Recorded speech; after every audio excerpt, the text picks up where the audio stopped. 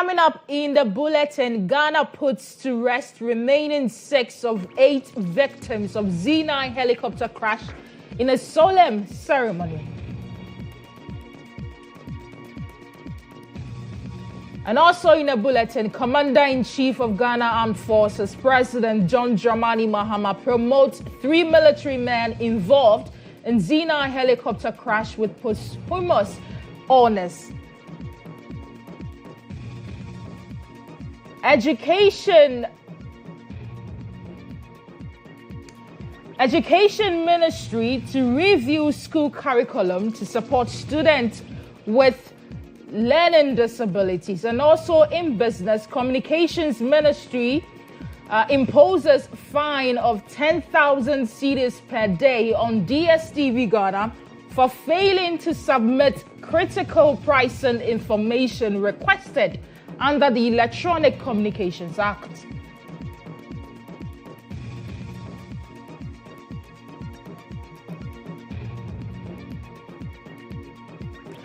And on the international front, dust storm sweeps across United Arab Emirates, affecting visibility and travel. Details of these stories and many more coming up shortly. Stay with me.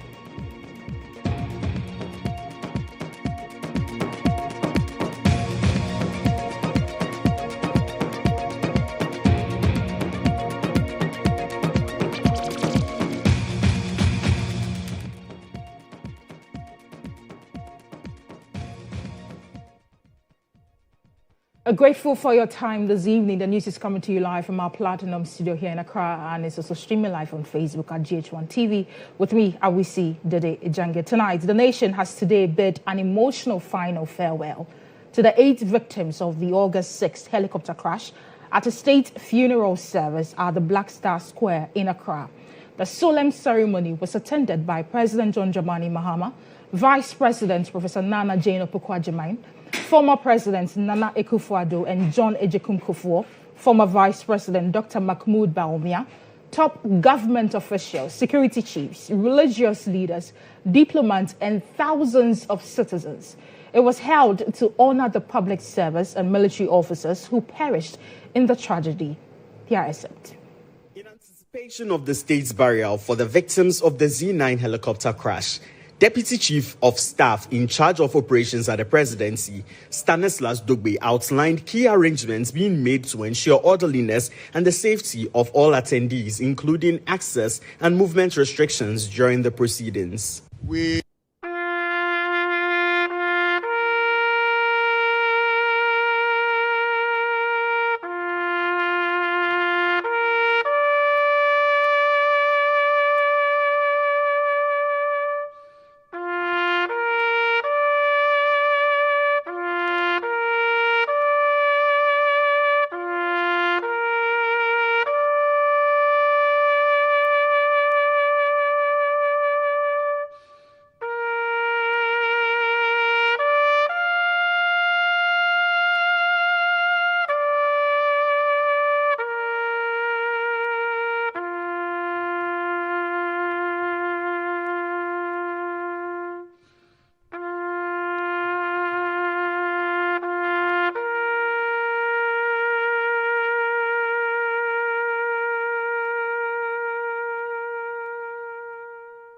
The dead are not gone forever.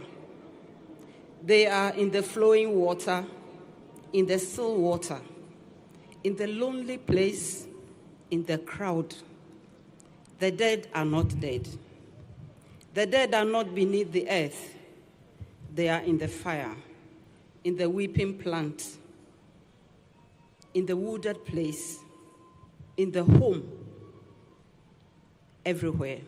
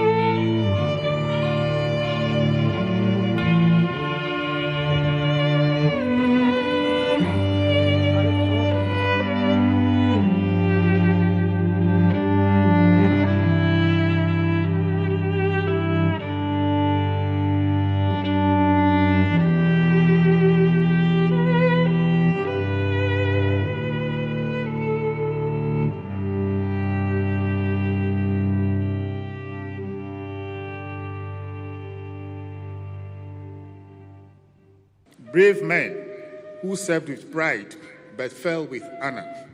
Their skills and dedication will continue to influence our training, maintenance, and operational doctrines for years to come.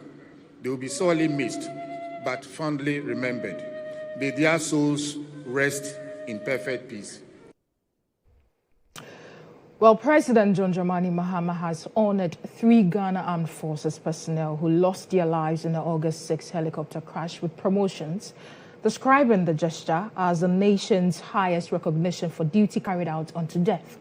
Delivering a tribute at the state funeral held today, President Mahama extended condolences to the bereaved families and the entire country, noting that the tragedy was a national loss.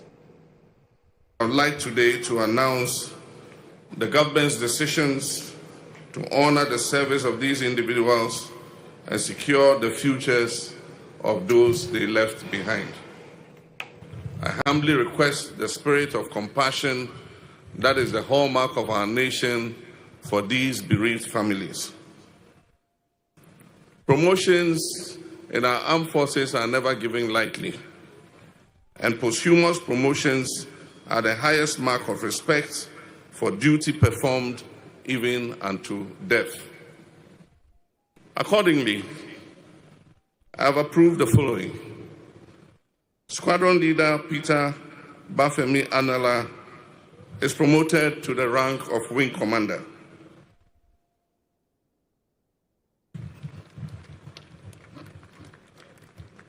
Flying Officer Manan Chum Ampedu is promoted to the rank of Flight Lieutenant. Sergeant Ernest Adomensa is promoted to the rank of Flight Sergeant. These are not just symbolic gestures. They represent the rightful place these officers have earned in our Republic's roll of honor, and the benefits due to their families will be reflected in these new ranks. The Chief of the Defense Staff will oversee the ceremonial presentation of the posthumous promotion insignias to their families. Our other colleagues who were civilians will be posthumously recognized at the next National Honors Ceremony. Now, with voices heavy with grief, the wives and children of the 8 who perished in the helicopter crash poured out heartfelt tribute, remembering them as loving pillars whose guidance, sacrifices, and unwavering devotion will forever be cherished. Take a look at this. Our friendship started and was nothing short of love and adventure. Our night walks from my home to buy kenkey and fish, and vice versa. I looked forward to visiting you in school so we could embark on our love walk to buy kenkey and fish. You always asked, Abner Rita, what will you do when I am not around? I never answered. Until today, I don't have an answer. I will, with God's help, take care of Mommy and the 3 kids. Knowing who you are, I believe you will be looking down on us to guide us through from the heavens. Kofi B, thank you for loving me. Thank you for loving the children. Thank you for loving my family and all who came to know you. God be with you till we meet again. Rest in power, my love. Love always from your one and only Abner Rita. Tribute to our hero. Daddy, we never imagined we would have to say goodbye so soon. You are more than a father to us. You are our safe place, our teacher, our greatest encourager, our friend, and above all, our example of what it means to live with integrity, humility, and courage.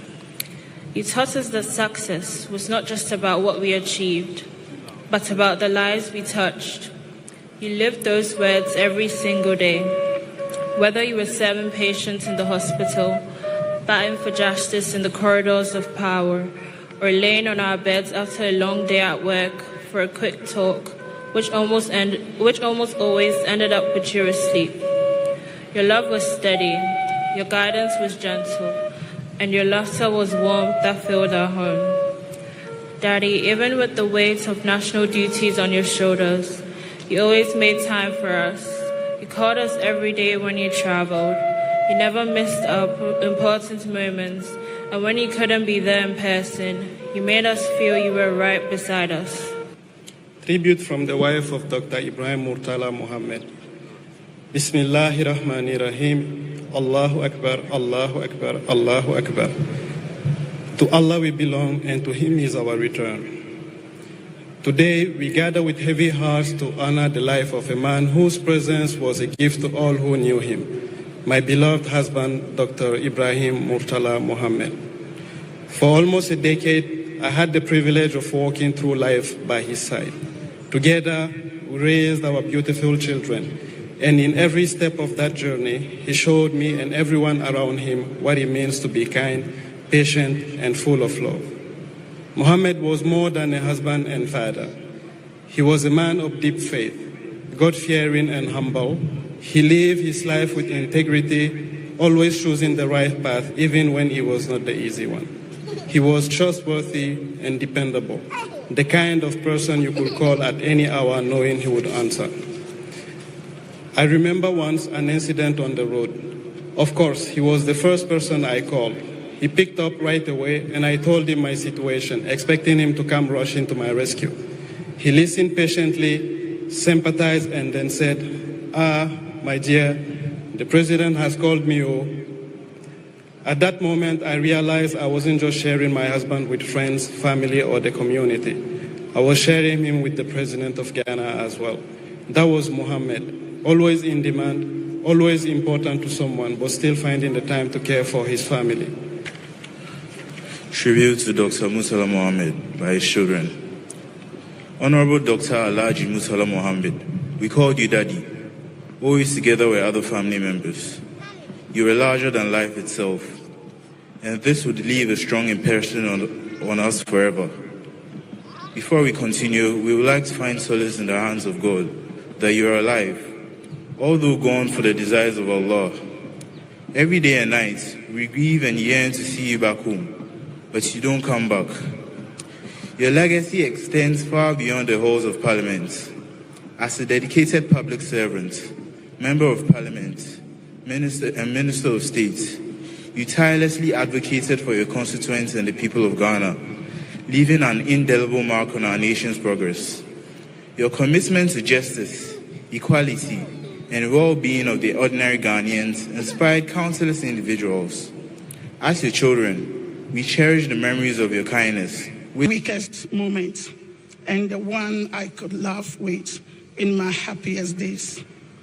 You gave me love that was constant and deep, and you made our home a place of warm love, mutual respect, and faith. I saw the man behind the public figure. I saw the discipline that guided those around you, and the strength that carried not only our family, but the responsibilities of the nation. You bore the demands of public service with patience, diligence, and dignity. Yet, you never allowed that overshadow the love and attention you gave to us as for home. Your gift was not only leadership, it was the ability to make family whatever you want. It's in every region of this country, your presence was felt, and your absence will be deeply mourned. Youths from the children of Sandapira, Alhaji Muhammad Muniru Limuna. Daddy, you are more than a father to us. You are a teacher, our protector, and our greatest source of inspiration. You taught us that true strength is found in kindness, that leadership begins with listening, and that integrity is worth more than any treasure. You carried your responsibilities with grace, never letting the weight of your work overshadow your role at home. Even when the nation called, you always made time for us. Whether in laughter at the dinner table, words of wisdom before bed, or your quiet presence when we simply needed you nearby.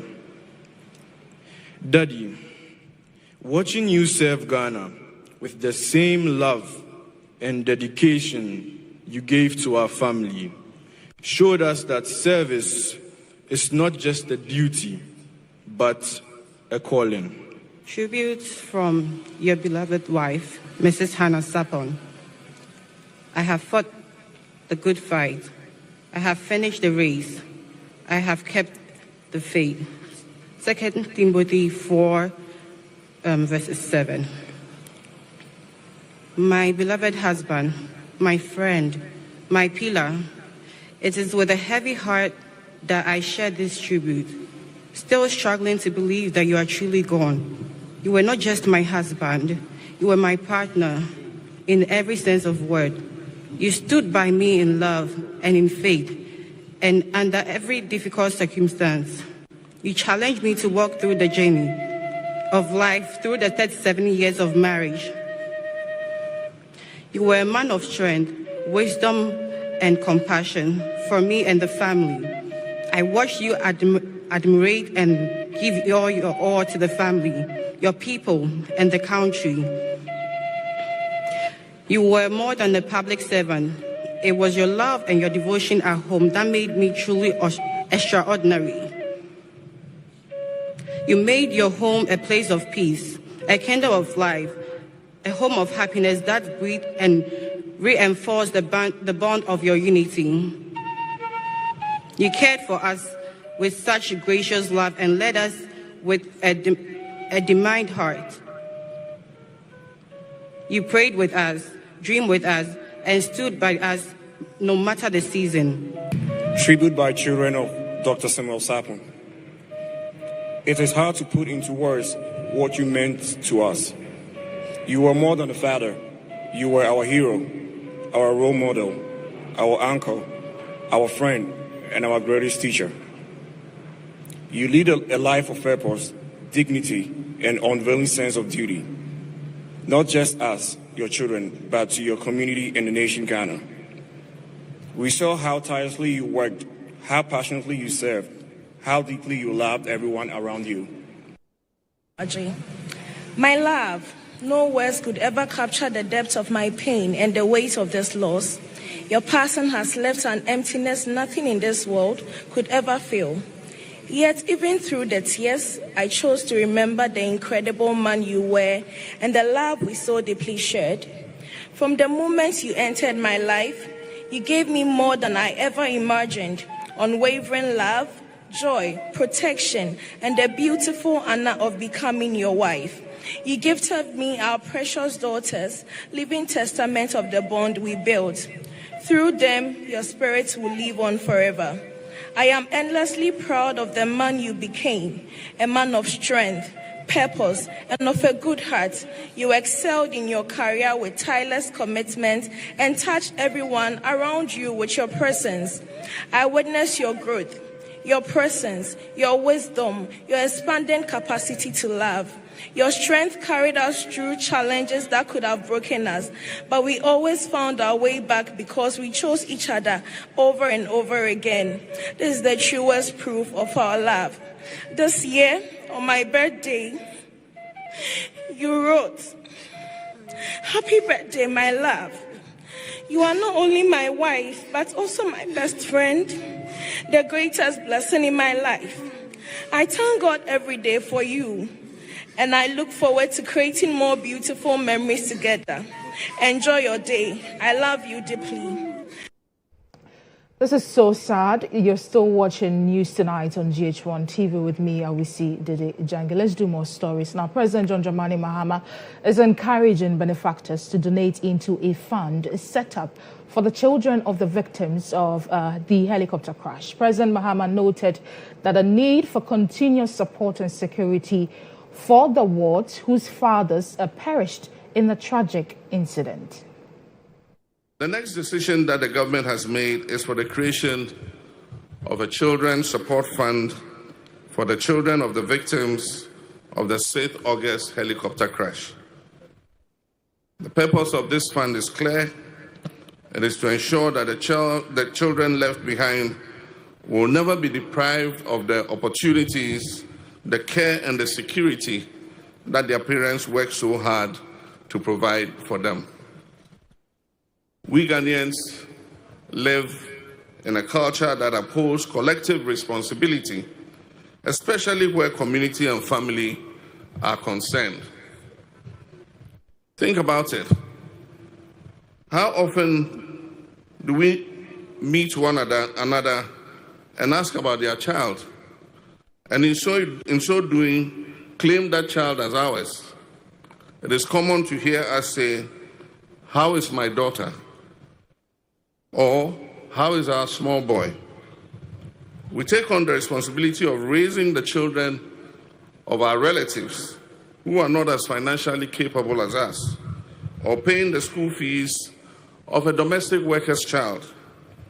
Sometimes we even pay for the medical cost of children who are complete strangers to us.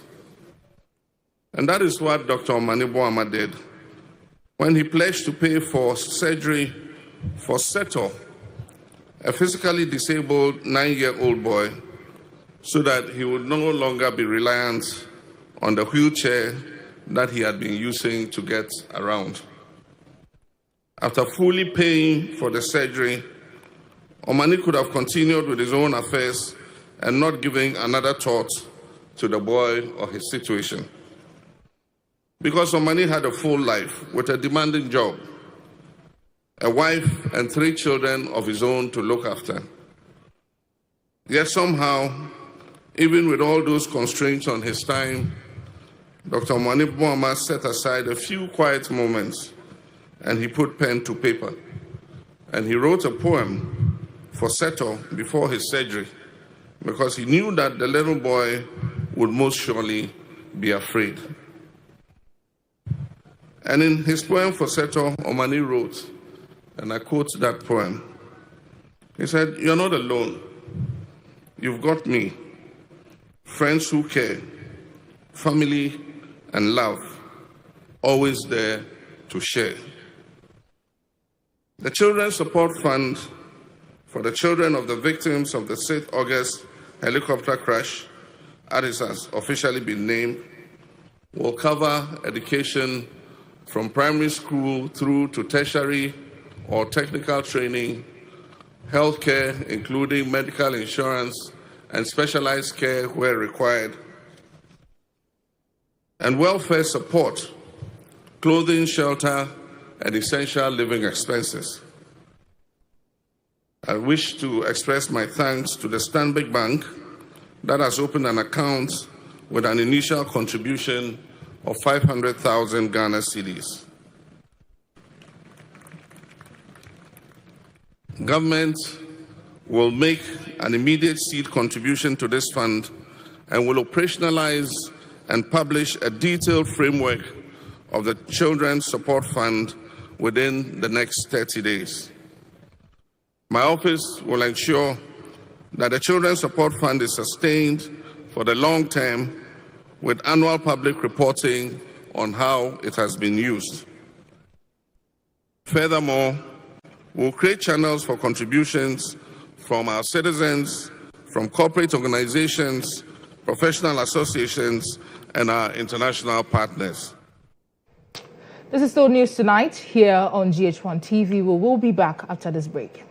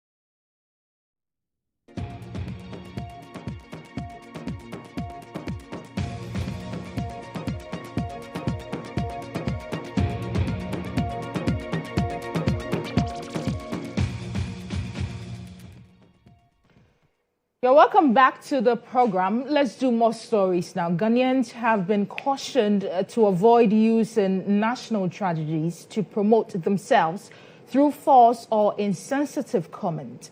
Founder of the Worldwide Miracle Outreach, Reverend Lawrence Dede, who made this call during the burial of the 6 victims of the helicopter crash, also urged politicians not to use the situation to score political points. There is more on this report. In a solemn and emotional ceremony, the remains of 6 of the 8 victims of the August 6, 2025 helicopter crash were interred at the military cemetery, drawing government officials, the military high command, the bereaved families, and mourners from across the country. Before the interment, wreaths were laid in honor of the 6 departed souls. In an interview with the news team after the interment, founder of the Worldwide Miracle Outreach, Reverend Lawrence Dede, cautioned persons who use national tragedies to promote themselves through false and insensitive prophecies to desist from such acts. Is in play. No commentator on radio, on TV, or a blogger should take advantage of this sensitive time. But posterity will judge all of us if we take it for granted. And nobody should get up and make a spiritual point. I mean, whether you're a prophet, you're a pastor, you're an apostle, they are dead. Whatever it is that God allowed it, we should not interpret God. Some spouses of serving officers in the Ghana Air Force commended President Mahama for posthumously promoting these individuals and also committing funds for their upkeep of their children. Because wakasa who parents easy and she say ya or man paying etumi adwin kwala ne ho amaya ye de ni jesum because nkwala hwe enda fom papa ne ma meti ase kra nye easy and she say o man paying etumi afa sa partner to no so yeda na se. What they need is our prayers, and we are praying for them, for Allah to grant them Jannat al-Firdaus and forgive them their shortcomings, widen their grave, lighten it for them, and to their families, the bereaved families, we are praying for them to hold heart, and we are behind them. Whatever that comes in good will surely help them. For many Ghanaians who worked closely to some of these individuals, the life lived is a testament to patriotism and excellence. And the president has even directed that if you involve yourself in galamsey, you're going to lose your position as the MCE. So all my 33 municipal and district chief executives are aware of this, and we are. Judges, including the Chief Justice, in a lawsuit filed on June 23, Justice Tokunu is seeking, among other things, a declaration that Shining Star's petition does not exist. The application would be moved on August 25, 2025, before a vacation court.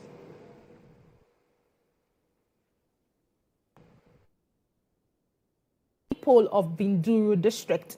This initiative is part of the organization's ongoing effort to support development in the Upper East region. There's more in this report. What is happening? We are quite aware that the Busa area is dealt with tribal fight or whatever, and we are seeing how people die every day, how property are lost every day. How there is insecurity. Fortunately, we are here with security agencies, and what happened to them that we are a people who think it as religion, and we will always take when we gather, read that if the absolute and lasting peace inside, so that within next year and next time, nobody will have thought. There was once a God, everybody was born to a place of rest and no one for nothing and development. Unlike the way we don't know what the government is, our harvest The Education Ministry says it is reviewing the school curriculum to better support students with learning disabilities. The review will, among other things, introduce new educational technology tools. At the Africa Dyslexia Conference held at the Association International School, technical advisor to the ministry, Professor George Oduro, disclosed that government is advancing its inclusivity policy to address issues of neurodiversity among students. There's more. Dyslexia is a neurological condition that affects reading and language processing, making it harder for individuals to recognize, decode, and work with written words. It is essentially a difference in how the brain processes symbols and sounds, which can impact reading fluency, spelling accuracy, and sometimes writing. This learning disability often goes beyond mere forgetfulness. Many with this condition also face bullying. I didn't know how to spell and read well, and my auntie was like, you don't pass your exams, you're always last or last but one. You're brainless, you have no sense, you don't know how to learn, or you're last PP. She was like, I was sent to dyslexia. I was confused, like, what is dyslexia? Until they brought me to the school and they explained what dyslexia was. Musician Kwame Nsia-Apel, popularly known as Ochame Kwame, who is also dyslexic, spoke about some of the misconceptions surrounding the condition and how it affected him growing up. My mother would take me to pastors for them to pray for me.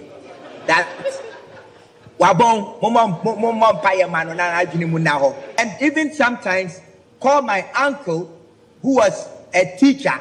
That is the strange thing that I wonder. So they didn't learn anything about neurodivergency in the training college. Who was a teacher to also come and beat me? Founder and executive director of the Africa Dyslexia Organization, Abigail Nate, is calling for the full implementation of the inclusive education policy. I got diagnosed very late in life, but I'm someone who always struggled in school. In fact, I started reading at the age of 17.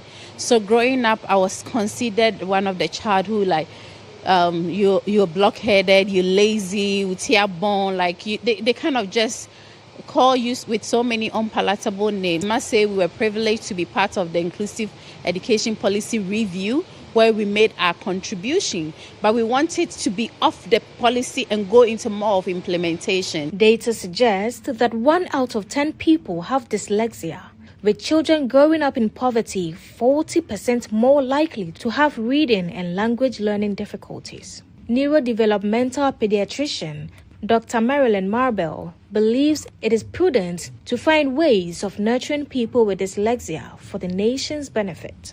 20% of the population in the whole world are neurodivergent, which means that their brain functions differently.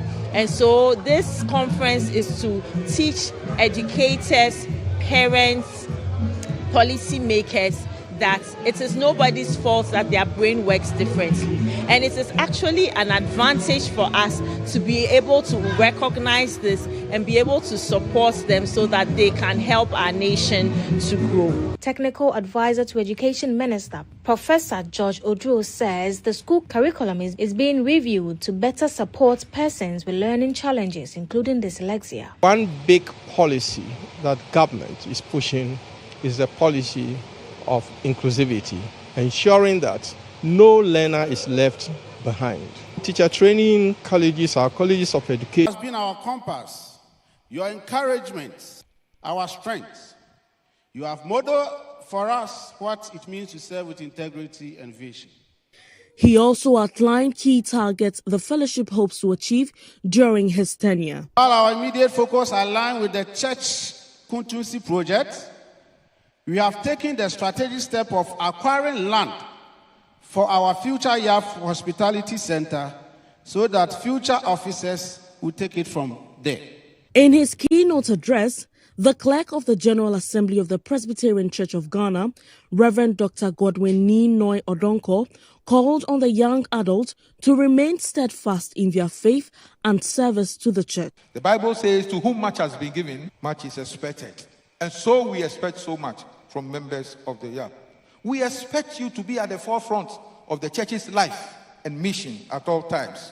We expect you to help the church management and leadership with your knowledge and experience in managing the complexities of our church today.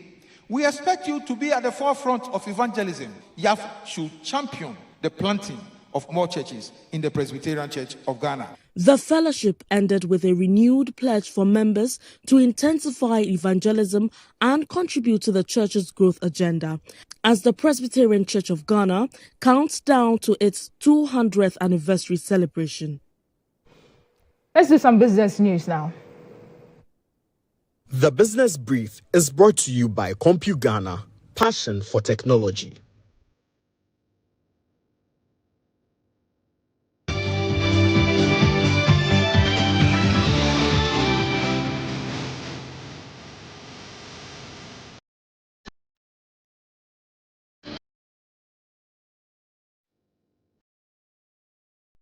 Ministry has begun imposing a fine of 10,000 cedis per day on DSTV Ghana for failing to submit critical pricing information requested under the Electronic Communications Act. The sanction, which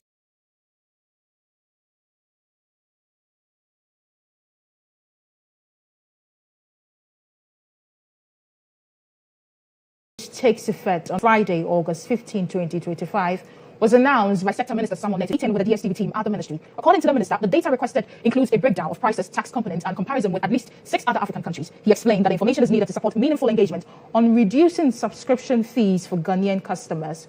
The ministry had earlier warned that DSTV operating licenses could be suspended if a price reduction was achieved by September 6, 2025. This followed the company's refusal to commit to lowering subscription fees despite proposal from the ministry. Some George emphasized that the request for information is separate from the ongoing stakeholder engagement. He added that once the data is submitted, an objective review will be conducted.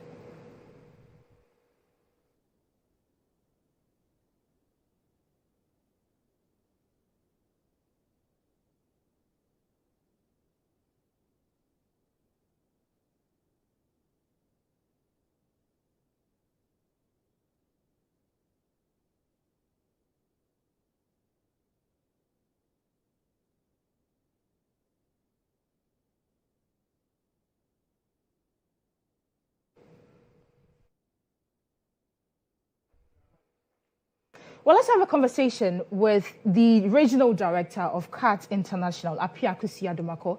Apiakusi, good to have you on the program. I want to find out from you your initial thoughts. What do you make of the standoff between DSTV Ghana and government? Good evening and good evening to your viewers of GHOne. I think that this standoff can be prevented without having to escalate it in a way that at the end it benefits neither the multi-choice nor it benefits the country. The minister made a non-harmful request to multi-choice to furnish the minister with the cost build-up. Sorry. This cost build-up is not any trade secret nor intellectual property right that should take multi-choice long days to be able to provide to the ministry. And for the minister having to impose the 10,000 cedis, which is a regulatory fine in conformity with the law, I think the law is what it is, not it ought to be. But for me as a consumer and me as a market analyst, I feel that we need to be able to resolve this in a way that it helps both sides. If multi-choice leaves Ghana, it will neither help Ghana nor will it help multi-choice. Why do you say that? Recall, because the company, your subscription fee that you pay to multi-choice, about 27% of it goes in the form of taxes, VAT, GET Fund, COVID-19, National Health Insurance Levy, plus the Communication Service Tax, CST. And you know, this year, for example, because the city has appreciated, revenue at the port has gone down substantially. So if the DSTV tax handle goes off as part of the revenue to the state, I think that we will be running a huge budget deficit. Also, on the part of multi-choice, you realize that Ghana is also a big market that they can't afford to leave. Because if they leave the market, by the time they come, somebody would have pitched, another company would have come, and they may not be able to re-enter. And so that's why I said that it's a mutual thing that we need to find a common ground. But the burden, the onus lies on multi-choice to be able to come forward with a proposal that is based on actual cost of doing business in the country. You know, you stated that coming up with your price model is not so much of a big deal. But then too, when the minister gave an initial deadline, they asked for an extension. And now they've been fined. What do you think is the holdup? Why do you think, with your expertise, what do you think is contributing this delay on the side of DSTV?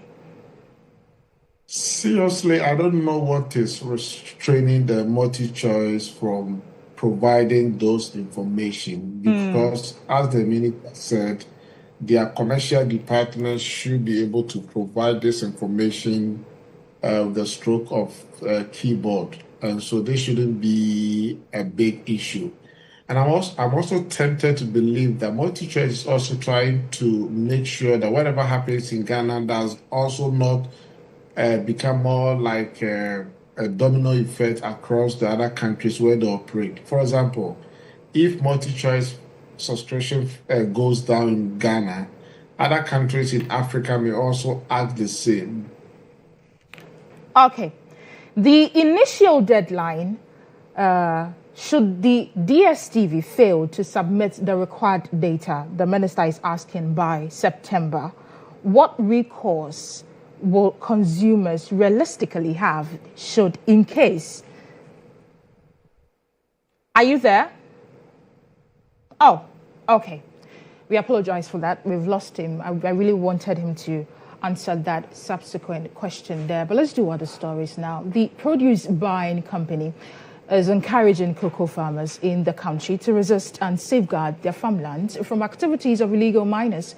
The appeal comes in response to the increasing prevalence of galamsey operations, which continue to degrade forest reserve, pollute water bodies, and pose serious health risk to residents in affected communities. The company has therefore honored 2 farming communities in the Western North region for resisting illegal mining in their communities. 61-year-old Anthony Achille has spent more than 4 decades cultivating cocoa in Djangay, a farming community in the GHOne municipality of the Western North region. Yet, after all these years, Anthony says he has little to show for his labor. Adding to his frustration is the worsening state of the community's deplorable road network, further damaged by illegal mining activities in neighboring towns. Although these challenges persist, Anthony says cocoa farmers in Djangay have taken a collective stand against illegal mining, popularly known as galamsey.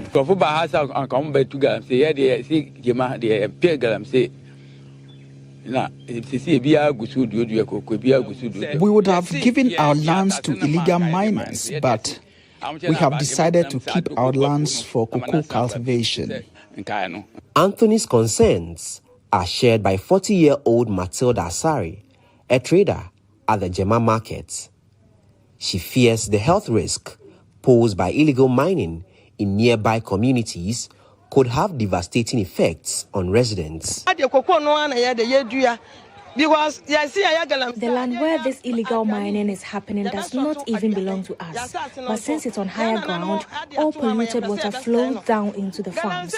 Now we don't even have clean water to bathe or water our crops, and it's seriously affecting our sales. But in recognition of their courage to resist illegal mining, the produce buying company has donated farm inputs to the Djangay and Asem Krom communities. To further support our farmers, we are pleased to announce that plans are underway to establish a credit union through our foundation that will focus on the welfare of our farmers. To further protect cocoa farmers from the threats of illegal miners, the company is also offering free legal services. We know that our legal system is quite expensive, but giving it as a pro bono to also help to facilitate and project the image of PBC across board. PBC are seeing that the profit that they get from farmers, cocoa farmers, we are supposed to use some to support farmers. PBC Foundation is admonishing farmers in Asem Chrome to pay attention to their cocoa farms. They shouldn't entertain or allow illegal mining in their community. For Nana Johnson Mensah, who is the regional chief farmer, the role of the produce buying company in the cocoa sector cannot be underestimated. PBC adwuma de bebre na ban bi be akwa na ye boy ye sre ne say PBC adwuma no ka tebia no onfa ne ho nhiem na wo mo na PBC adwuma no entum pon nanu enam say accuracy bi abeko bia no ho na ho PBC other buying companies no normally na na o mo pay ekwan ho ayi na ye but uko interior pa na uko company bi our company na you see around those areas typical areas na PBC then yes we na PBC move na ejina ho pa e ma kokoko afọ. With the support of the produce buying company, communities like Jema and Asem Chrome are hopeful of a strong recovery in the 2024-2025 cocoa season and beyond. The Business Brief was brought to you by CompuGhana, passion for technology.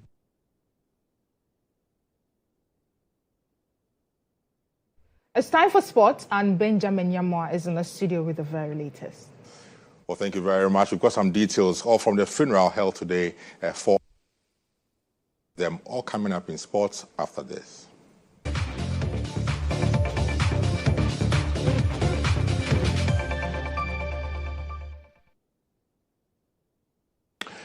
And the president led a solemn delegation from the football fraternity to pay their final respect to distinguished Ghanaians who lost their lives in a helicopter crash. The state funeral held today at the Independence Square brought together a cross-section of the nation in a moving display of unity and mourning. President Simon Okreku was joined by General Secretary for the GFA, Prosper Harrison Addo, senior GFA executives, staff members and officials from football clubs across the country who were there today to mourn the passing of the 8 fallen heroes of Ghana.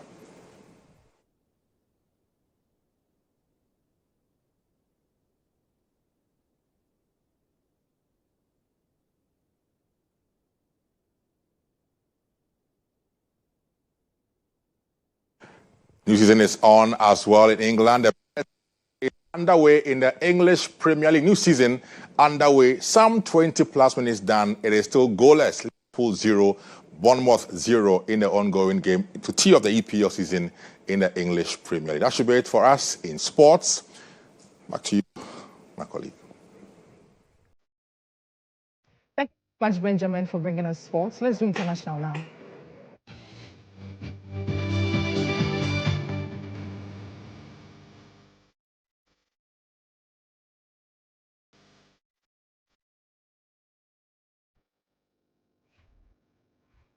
And on the international front, so much for joining us for the bulletin here on GHOne TV with me, Awisi, Dede, Djangay. Do have a wonderful evening.